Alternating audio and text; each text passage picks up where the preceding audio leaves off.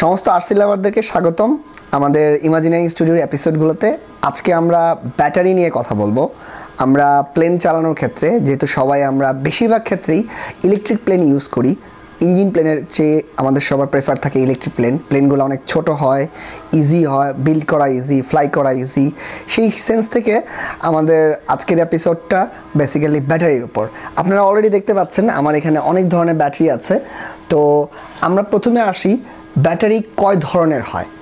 তো আমি যেহেতু ব্যাটারির অনেক ধরন আছে, তো সবগুলো ধরন নিয়ে আমরা আলোচনা না করে আমরা প্রথম থেকে শুরু করতেছি অ্যাকচুয়ালি আরসি রিলেটেড জায়গায় কয় ধরনের ব্যাটারি ইউজ করা হয়। প্রথমত আমাদের মধ্যে সবচেয়ে পরিচিত এবং কি বলে ইউজের সুবিধা লাইপো ব্যাটারি, LiPo। এই ব্যাটারিটা সবচেয়ে বেশি ফেভারিট, সবাই ইউজ করে, চলছে এবং এটা খুবই অ্যাভেলেবেল এবং ওজনে খুব হালকা। তো যখন লাইপো ছিল না তখন অ্যাকচুয়ালি কী হতো, এরকম nickel CAD, NiCad nickel CAD battery use করা হতো। তো এগুলো সবগুলো সেল নাম্বার অনুসারে থাকতো। তো এর বাইরেও আরও কিছু ব্যাটারি আছে, যেমন রিসিভার প্যাক নামক কিছু ব্যাটারি ইউজ করি আমরা, সেটাও নিকেল ক্যাডের মধ্যে পড়ে। তো আসেন মেইনলি লাইপোর মধ্যে আবার কিছু ধরন আছে। এক নাম্বার হচ্ছে নর্মালি একটা টেকনোলজি ছিল যেটা হচ্ছে নর্মাল লাইপো। তারপর ধীরে ধীরে আস্তে আস্তে ন্যানো টেকনোলজির লাইপো চলে আসছে। যেমন এটা হচ্ছে লাইপোর মধ্যেই ন্যানোটেক, সাইজ অনেক ছোট এবং ওজনে অনেক হালকা, যার ফলে ওটা হচ্ছে আমাদের প্লেনে উঠালে ওয়েটের উপর একটা ইম্প্যাক্ট ফেলে। তো ফার্স্টে আসি লাইপোর সেলগুলোর উপর কীভাবে আমরা ডিফাইন করি। লাইপো সাধারণত 2 সেল থেকে শুরু করে 2 সেল, সিঙ্গেল সেলও পাওয়া যায়, বাট প্লেনের ক্ষেত্রে, প্লেন বা আরসির ক্ষেত্রে আমরা 2 সেল থেকে শুরু করে 6 সেল, 7 সেল, 10 সেল পর্যন্ত ইউজ করা হয়। তবে আমার এই ক্ষেত্রে একটা সাজেশন থাকবে, 3 সেল একটা হচ্ছে মিডিয়াম লেভেলের বেস্ট একটা সেল।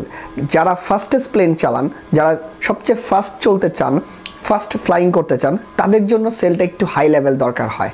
কারণ আমরা সেলগুলোর সাথে কেভিএর একটা সম্পর্ক আছে, যেখানে মোটর ফ্লাইংয়ের সাথে একটা ব্যাপার থাকে। যেমন 1100 কেভিএর মোটরের যে মিনিংটা থাকে, সেখানে সে 3 সেলে এক ধরনের অ্যাটিটিউড করবে, 4 সেলে এর চেয়ে বেশি আরপিএম পাবে। বেশি আরপিএম মানে বেশি স্পিড, এভাবে আসতেছে।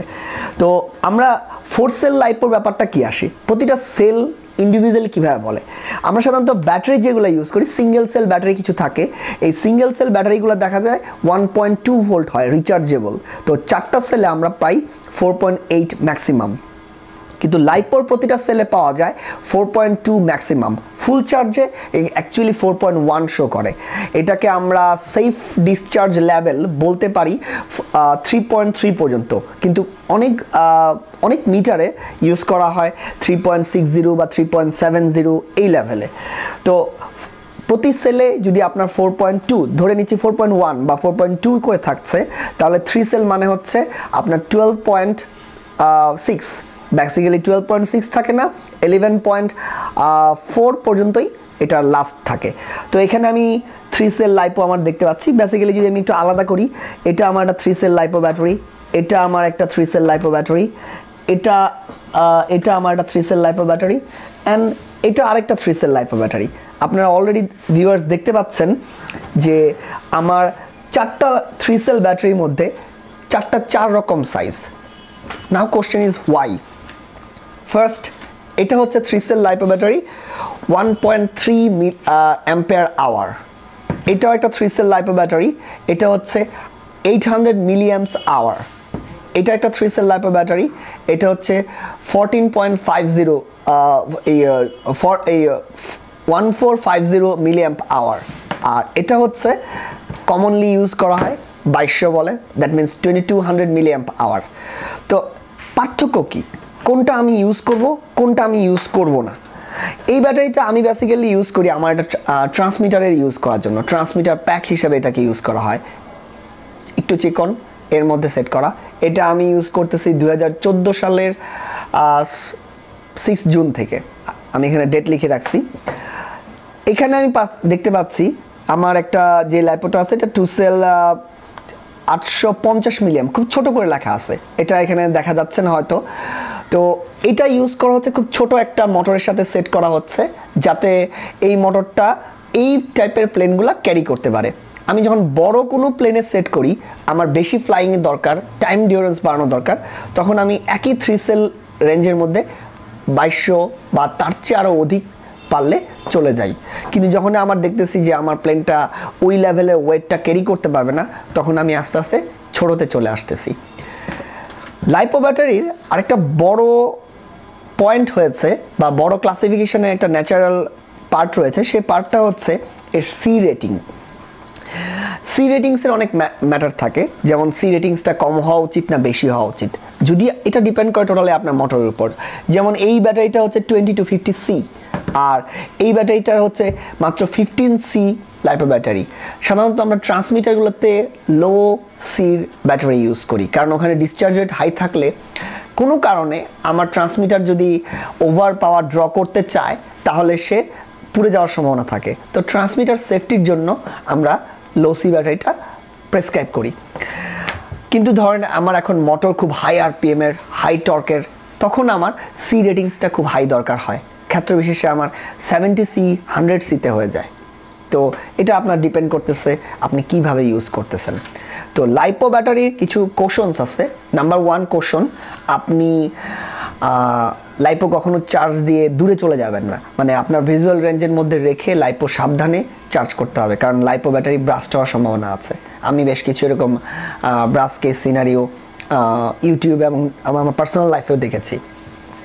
তো এবার যেটা আসি, আমরা 2 সেল ব্যাটারি ব্যাপারটা, 2 সেল ব্যাটারি কোথায় লাগে বা কিভাবে করে। এটা একটা 2 সেল ব্যাটারি, খুব সিম্পল, 1300 মিলিঅ্যাম্পস বা 1.3 মিলিঅ্যাম্প আওয়ার। ওটা বলার আগে আমরা আরেকটা কিছু বলে নিচ্ছি, সেটা হচ্ছে মিলিঅ্যাম্প আওয়ারটা একই সেল সেকশনে আপনার শুধুমাত্র এন্ডোর্সমেন্ট বাড়াচ্ছে, পাশাপাশি একটা নেগেটিভ দিক করছে, সেটা হচ্ছে আপনার প্লেনের ওয়েট বাড়াচ্ছে। তো আপনি চিন্তা করবেন আপনার প্লেনের ওয়েট বাড়ানো ইম্পর্টেন্ট না ফ্লাইট টাইম বাড়ানো ইম্পর্টেন্ট। 2 সেল ব্যাটারি গল্প বললে যেটা হচ্ছে, এটা খুব সিম্পল একটা ব্যাটারি। এটা দিয়ে দেখা যাচ্ছে যে আমরা একটা স্পেসিফিক মোটরে চালাই। এই যে এখানে আমার একটা হাতে প্লেন দেখতে পাচ্ছেন, এটা ফিউজ লস। এইখানে যে মোটরটা দেখা যাচ্ছে, এই মোটরটার জন্য আমি এই 2 সেল ব্যাটারিটা ইউজ করছি। এটার ওয়েট কম, এই প্লেনটা ওয়েটও কম নিতে পারে, এটার প্লেনের টোটাল ওয়েট কম, ওভারঅল সব কিছু মিলে এটা খুব ছোট একটা প্লেন। এই ছোট প্লেনের জন্য আমার 2 sell battery important, depends on motor. এবার আসেন আমি 4 সেল কোথায় ইউজ করব। এটা এনটিএম সিরিজের 35 number motor. It's a huge motor and এটার থ্রাস্ট মোর দেন 2 কিলো। তো এই মোটরটার জন্য আমার মোটরের স্পেসিফিকেশন লেখা আছে 3 to 6 সেল। তো নর্মালি আমি এই মোটরটার জন্য আমার এই 4 সেলে ব্যাটারি ইউজ করি, এবং যেটার ডিসচার্জ রেট হচ্ছে আমার 45 সি।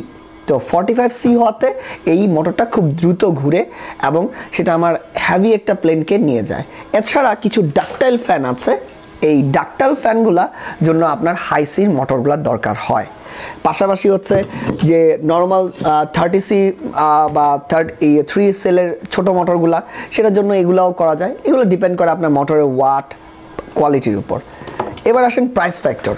বাংলাদেশে আমরা যারা আরসি ইউজ করি তাদের আমাদের একটা কমন ফেনোমেনা থাকে যে প্রাইসিংটা খুব হাই হয়ে যায় গাইজ।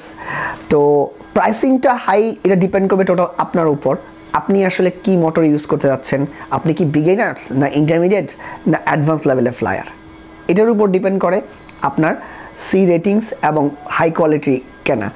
আমি সাজেস্ট করব কিছু লোকাল বলতে চাইনিজ লো কোয়ালিটি ব্যাটারি পাওয়া যায়, যেগুলো সাধারণত দেখা যায় এগুলোর অর্ধেক প্রাইস হয়। কিন্তু ওগুলোর যেটা হয় ডিউটি সাইকেল, অর্থাৎ একটা ব্যাটারিকে আপনি ডিসচার্জ কতবার করতে পারবেন, ডিউটি সাইকেল কম হয়। আবার যেগুলো টার্নিজি এবং বড় বড় ব্যান্ড আছে, এই ব্র্যান্ডের মোটরগুলো যেটা হচ্ছে ডিসচার্জ সাইকেলটা অনেক বেশি হয়।